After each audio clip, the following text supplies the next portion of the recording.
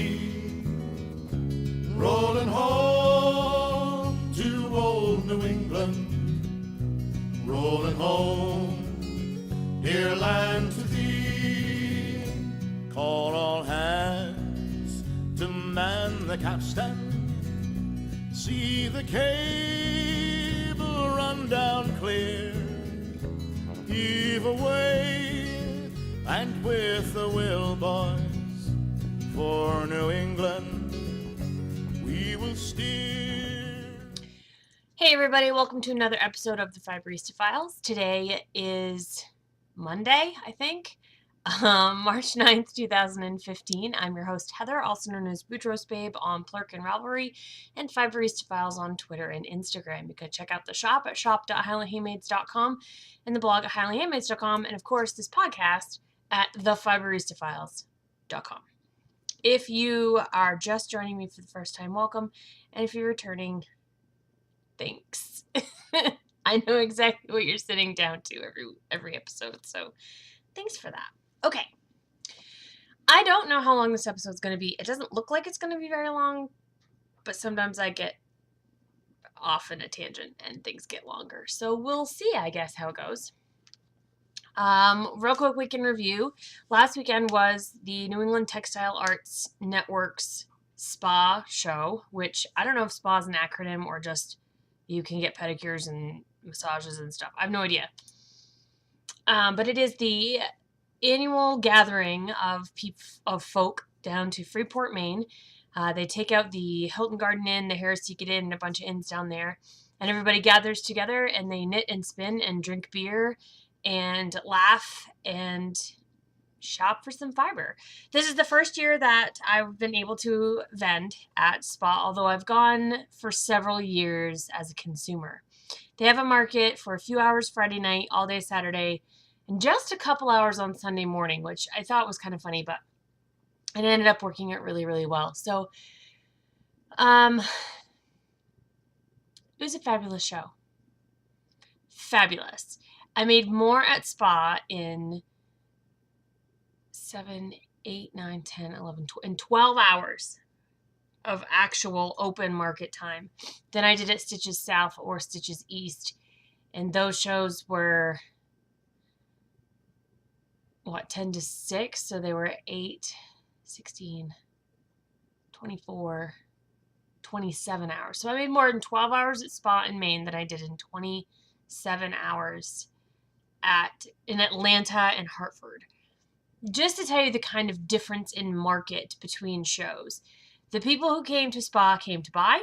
They are familiar with the market and the way things work. They were not just looking around. They'd had, this weekend, and they came with specific goals in mind. When they opened the doors Friday night, people were running because there were certain things that they wanted.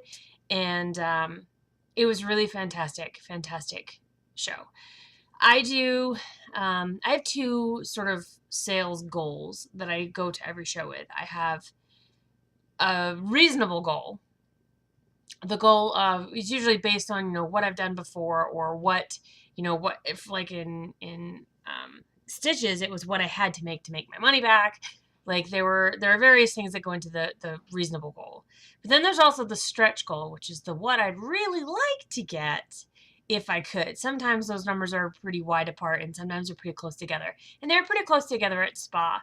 I met the reasonable goal, and then I came within, I think the end amount was $57 of reaching my stretch goal, which was really, really, really great and unexpected because I didn't have any history with spa. I'd never vended there before, so I wasn't sure how it was going to go, but it went really, really well.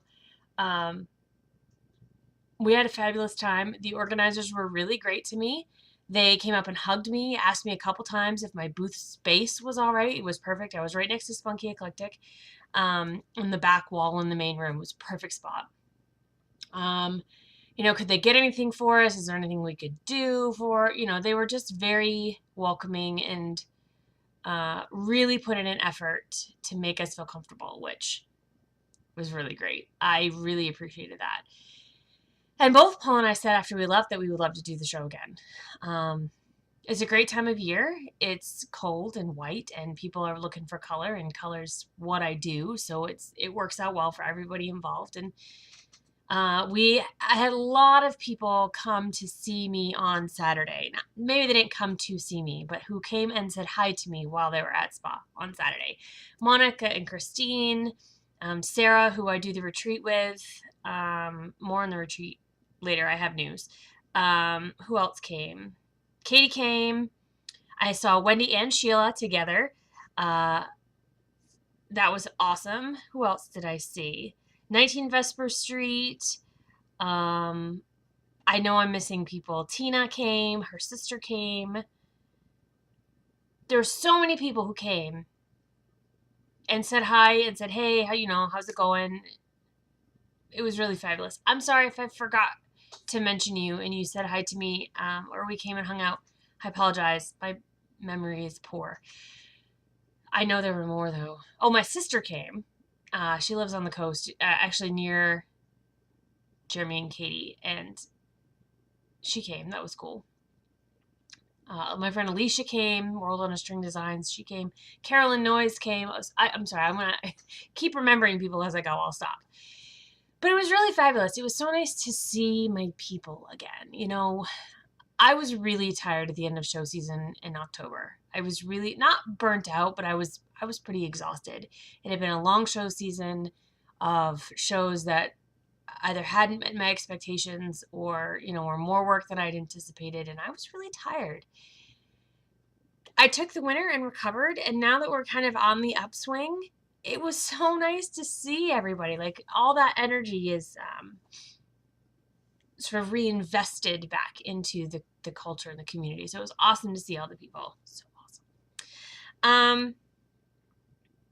So that was spa. After we got back from spa, it's always a bit of a problem when I go to and come back from a show because it requires me to completely rip apart the closet in my studio where all of my show supplies are. My podium, my show tote, which has all of my mannequins and, bags and everything in it. My grid walls, the grid wall feet, the cubby box, all of that is all packed in exactly the one way it will all Tetris in. But it all has to come out because the grid walls, which are the first thing that go in the closet, are the last thing that come out, but they're the first thing that has to go in the van. So I have to pull everything out, put the grid walls in, put everything on top of it, put the fiber and yarn in, and then when you set up at the show, you take all the fiber and yarn out and throw it on the floor. Take everything out on top of the grid walls, and then you put the grid walls up because those have to go up first. Same thing coming back. Everything has to get put back into bags, everything has to come down. Then the grid walls can be taken down and put into the van, and then everything on top of it. Everything has to come back in the house, off of the grid walls, and then the grid walls can come out of the van, go into the closet, and everything goes back on top. It's just the way it is. Unfortunately, it's kind of a pain in the butt, but that's what it is. So when we were doing all that, we decided, or rather my husband decided for me, that we needed to clean the studio because the studio was in pretty rough shape. It always is before a show because I just throw crap wherever because I don't care about it. Don't have the time or energy to deal with it, and that stuff just gets thrown. I had an entire 8-foot counter I couldn't use because it was just covered in junk. Yarn that I didn't know what to do with, or handspun that needed to be, the yardage counted for labels, and stuff that I intend to use for projects and hadn't bought, like just everything is on there. So we took the week last week and really organized it and got things going. We got all of the sewing stuff out of my fiber studio, which was really nice because my sewing machine and a rapidly growing stash of fabric was in my room, but I don't use it for the business. So it really didn't make any sense that it was in there. It was just where it was convenient. So we were able to take all that out and rehome it. And that was really nice. It was much more convenient now. I had some space now, excuse me.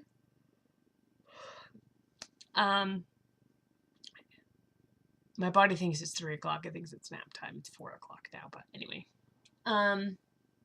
So things are good. The shop is back open. I have updated it with the traditional Waifs and Strays update. Now, a Waifs and Strays update just means anything that's not a full color way, a full dye lot. So a dye lot is 3 skeins or 3 braids. Anything that's not all 3 gets put into the shop. It's a way to keep the full colorways ready for the next show. I have 2 things coming up in March. But it also helps sell out those odds and ends that don't fit on the hook just right, because my hooks on my grid walls are set to be just long enough to hold 3 skeins of yarn or 3 braids of fiber. I don't like all those odds and ends. And there's a bunch of stuff actually in the for sale tab, which if you look at the list on the, for you, it's over here. On the left-hand side of my shop site, you'll see it says lace yarn, sock yarn, worsted weight yarn, pitch pine top, which is feltable wools, white spruce top, which is superwash wools, dragon tree tools, which are spindles and things like that. And then at the bottom, there's an on sale link. And if you click that, everything that I've put on sale is in there. A lot of that stuff is stuff that's hung around for a little bit longer than I like. You know, one-offs. There's a skein of Mountain Laurel lace in the We All Fall Down colorway. It's been in my shop for a couple of months now. It needs to go. It needs to find a home. There's nothing wrong with it. It just go do something. Go be something somewhere else. So be sure to check that out. The only other thing I have really in week in review is that the Highland on the Fly signups have opened. If you want information on the Highlands on the Fly retreat, which you want to come to, go to the Highlands on the Fly Ravelry group or the website neoc.com and click on the tab that says Fiber Retreat. Now, we have had a schedule change for this year. Because Knit East is this year, we had to move the retreat up a weekend. So it's actually Rhinebeck weekend this year. It's October 10th. Nope, it's the 15th through the 18th, I think it is. That's not something that Sarah and I wanted to do, and it's not something that we did lightly. It was our only choice. Knit East has been, for me so far, my highest grossing show. I can't miss it. It happens every other year. The biggest names in the industry are there. Yarn Hurlet, Susan B. Anderson, everybody is there. There's tons of classes. There's tons of stuff to do. I make a lot of money, and I need this show. And it's close to me because it's only 3.5 hours away from me, which is a lot closer than Stitches, any of them. Or, you know, any of the retreats that I've done minus my own. So we had to move it, and I hope that that does not upset a whole bunch of people. I know I saw in the group that Sandy can't come now. My friend Sandykin's from Sweden, and I'm really sad about that. And if I could change it at all, I would. Excuse me. But I just can't. And that's really frustrating to me. But what can you do? So I hope you'll check that out. It is amazing. The retreat is amazing. And if you look in the group, you'll see that people already have countdowns because they're so excited to come back. And I think that speaks pretty highly of the quality of the retreat, that the people who come want to come back every year. So, okay, let's get on to the knitting, shall we? I have not done a lot of knitting. The show really has kept me busy, and I haven't done a lot of knitting or spinning. I've done a little bit, so I'm going to show you that. So this is the body of my Dagmar sweater. It is complete. You can see there that, of course, the back is a little bit higher than the front. And I've got my armholes. And I am on the sleeves. And the sleeves are knit in the flat and then seamed. And I thought about whether or not to do that, but every other row of this, if you knit in the round, is purl. I hate purling. Now for the sweater, I was wrapping and turning and knitting back in the other direction and then turning around and going back. I just felt like that would be a pretty bulky seam under the arm here where the seam of the sleeve would be. So I am knitting those I'm knitting the first one flat, and I will seam that up. We'll see if I can learn how to seam between now and then. Kind of suck at it. That sweater is knit on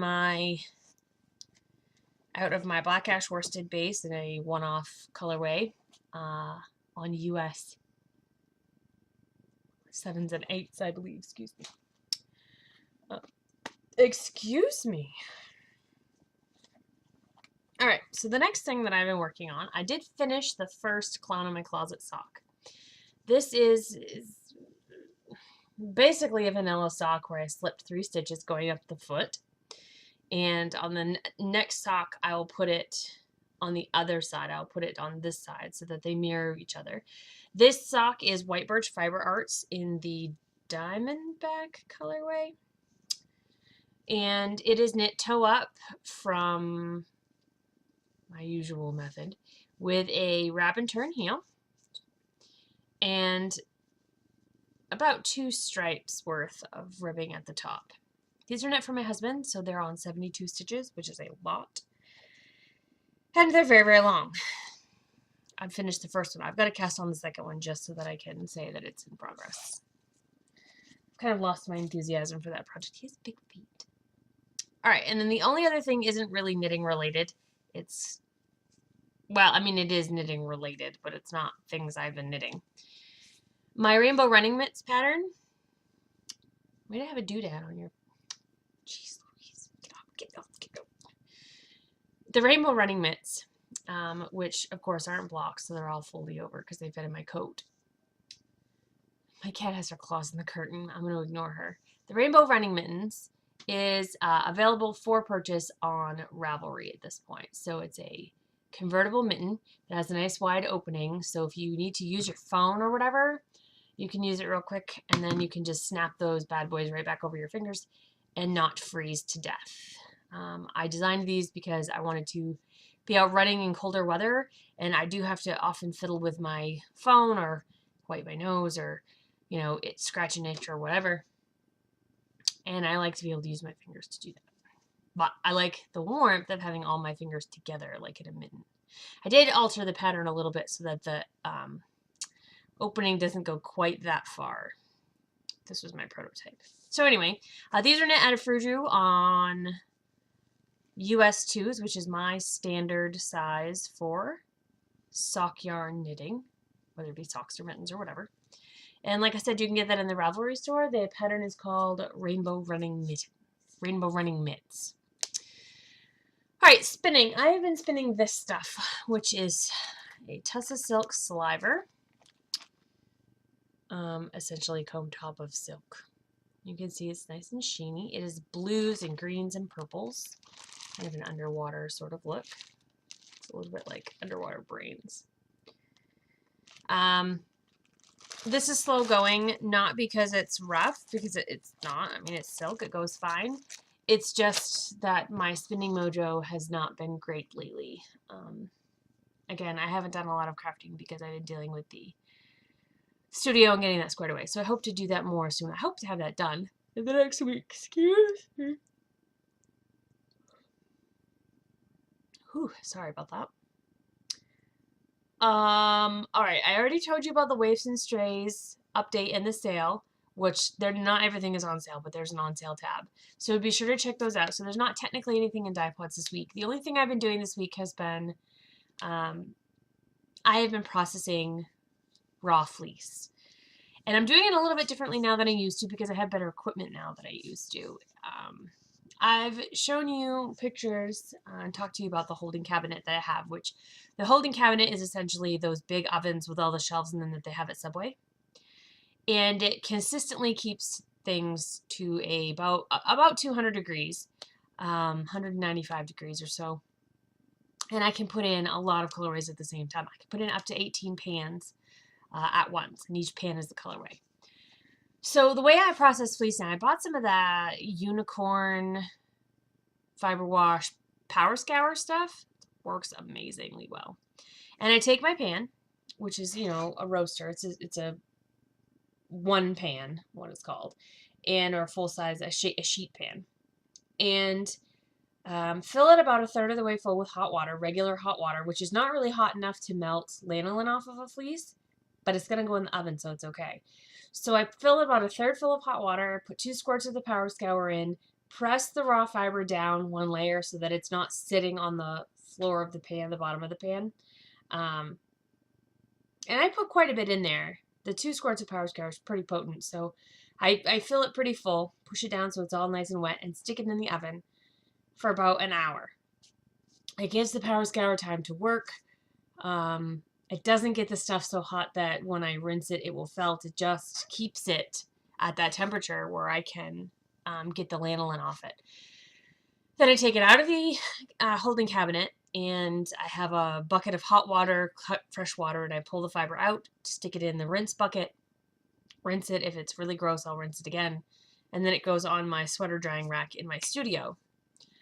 All of the fiber that I process, I put through the picker, and I either drum card or comb or do whatever to. I don't spin from the lock. If you are going to do this from the lock, you would probably want to individually place each lock in the pan with the power scour, and individually take them out and rinse them. I don't have time for that. I'm trying to get all of my backlog of fibers and fleeces processed before I do the CVM fleece that I got this past summer, or this past fall, I should say, at Common Ground Fair. That's my golden ring. That's my brass ring, or whatever you want to call it. I have to get everything else processed before I can do the CVM fleece that's in my dreams right now. Like, it's over there and I just want to deal with it. But I can't yet. So today I did some white merino, brown merino, a nice cinnamon colored Icelandic fleece, a bag of Cotswold locks,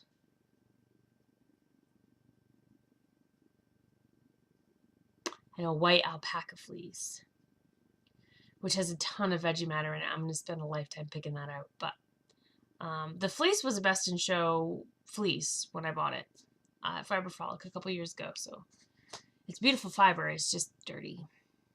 Okay. Growth. I have mailed checks to Fiber Frolic, Windsor, Maine, first weekend of June, and Knit East, which is in St. Andrews at the Algonquin Resort in October 24th-ish. No, 21st-ish, I think. It's the weekend after Rhinebeck, in St. Andrews.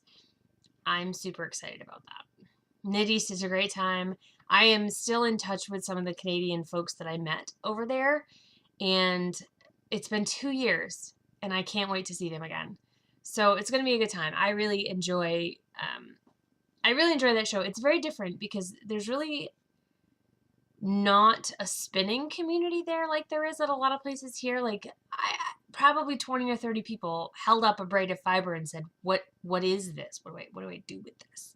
And I think I've shared that before, but it's really interesting to me to see a community that's so into knitting that's not as familiar with spinning.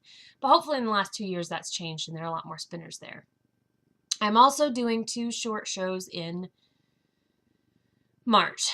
The first one is on the 21st. The Maine Spinners Registry is having their annual meeting / spin-in. And that's in my hometown of Gardner, and it's from 10 to 2, and they're right at the high school.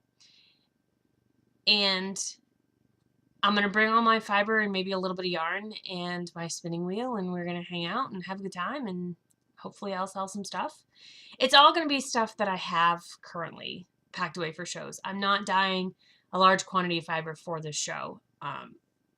It's only 4 hours. It's not a lot of ladies. It's a lot of farms, and sort of the natural undyed sorts of things. So I'm a little bit left of center for those vendors. Like, we went to one in Newport and we noticed that, like, there weren't a whole lot of people who do what I do there. And that's fine. If people want what I've got, then that's going to work out great for me. But I'm not sure. So I'm not going to sink a lot of inventory into this show. But I think it will be fun. And I might actually get a chance to spin, which will be rad. And then the other one is on the 28th. I will be in Skowhegan at Happy Knits doing a trunk show of my yarn. So I'm going to have my yarn there, and we'll be doing a trunk show and hopefully selling some stuff and having a good time, maybe having a little bit of wine. And it's going to be good. Like, it's going to be a great time. So, and that'll be at 3 p.m. on the 28th in Happy Knits in Skowhegan. So come over. If you're going to come over, come over. The only other thing else that I still need to do is I've got to pay the rest of my fee for SSK. That's coming right up. I can't wait to go back to Nashville and see everybody. I'm so excited. Get another tattoo. Go to BB King's House of Blues. I love Nashville. I can't wait. And we didn't get to go last year because Katie got married during the retreat weekend. So it's been 2 years since I've been to that too. So I'm really excited to get back in all these shows. Okay, that just leaves Grabby Hands. And I talked to you last week about, last episode about Rachel Heron's Splinters of Light book. Real quick, if I didn't or you didn't watch it, Splinters of Light is the newest book out by Rachel Heron, R-A-C-H-A-E-L, Heron, Herron, and Splinters of Light is the name of her book. It's about a woman who develops early onset Alzheimer's, and she has a twin sister and a daughter who's like 16. And it's just one of those books that explores not only the redemptive power of love, but all of the ways in which those closest to us are affected by our own lives, I guess. I loved it. I was fortunate enough to get an advanced reader copy called an ARC. And the ARC that I got I read it in very small pieces because I wanted to sort of stretch it out and enjoy it. And I loved it. It was very, very good, very real.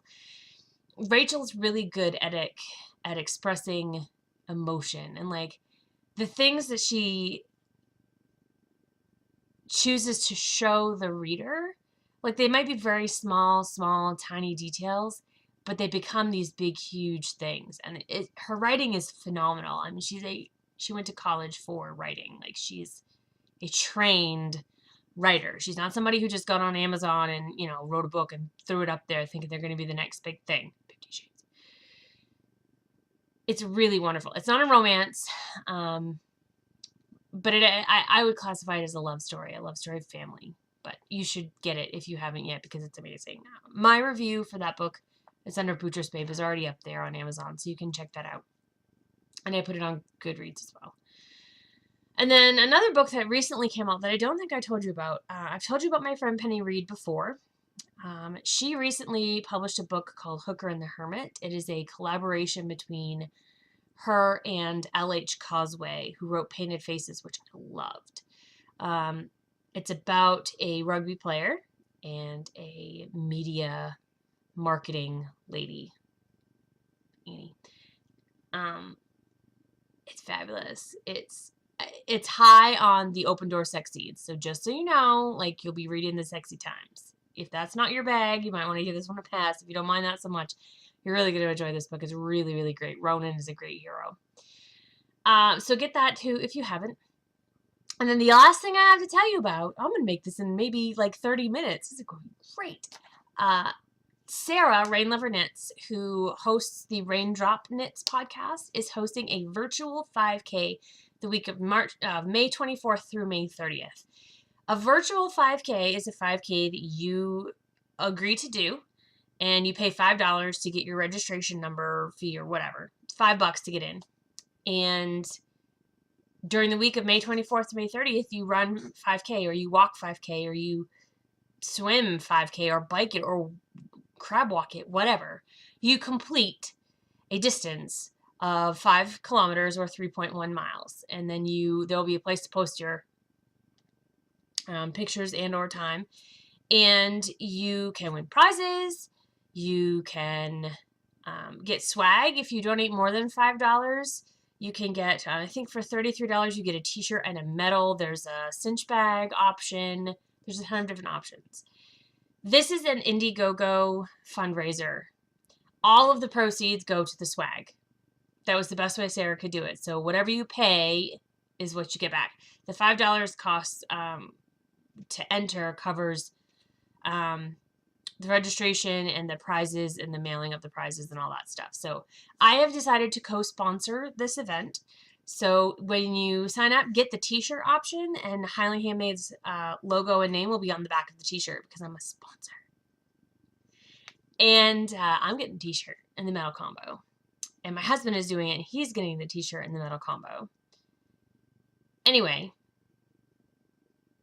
Woolly Trot 5K. If you go to my Ravelry group, Highland Handmades Ravelry group, and you click on the Woolly Trot 5K. The link is put right in there. It is on Indiegogo. You can probably search it. It's Woolly, W-O-O-L-Y, Trot 5K. I know if you follow Rain Lover Knits anywhere on Instagram or Plurk or her Watch Her podcast, I know she's got the links and stuff there as well. So definitely check it out and sign up if you haven't yet. You've got some time, but her Indiegogo is not yet funded. So just do it. You can walk a 5K. You really can, I promise. Promise. And you've got a week to do it. So it doesn't matter what the weather is on one day or a different day or whoever.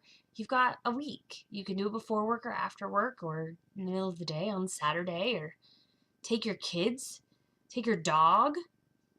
Have a good time. And it's not competitive. It's not like you have to try to win the fastest time.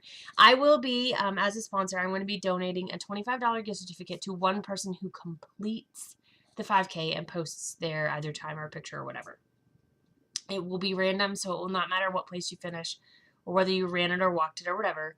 One person will win a $25 gift certificate. So there's that too. So please sign up for the Woolly Trot, because I want it to happen. And if it doesn't get funded and it doesn't happen, I'm going to be really, really sad. You want me to be sad too? Maybe you don't care. I don't know. Well, it's about 31 minutes in, guys, so I'm going to go for now. I hope you'll check out the shop, especially that on sale section. Oh, afternoon sun's coming in. Can you see? Oh, I can't see. So I'll back up a little bit. And until next time, guys, I will say happy spinning and knitting, and thanks for tuning in. Rolling home, rolling home, rolling home across the sea, rolling home to old New England, rolling home, dear land to thee. Many thousand miles behind us, many thousand miles before, ancient oceans lead us homeward to our own New England shore. Rolling home, rolling home, rolling home across the sea, rolling home to old New England, rolling home, dear land to thee. To the friends we leave behind us,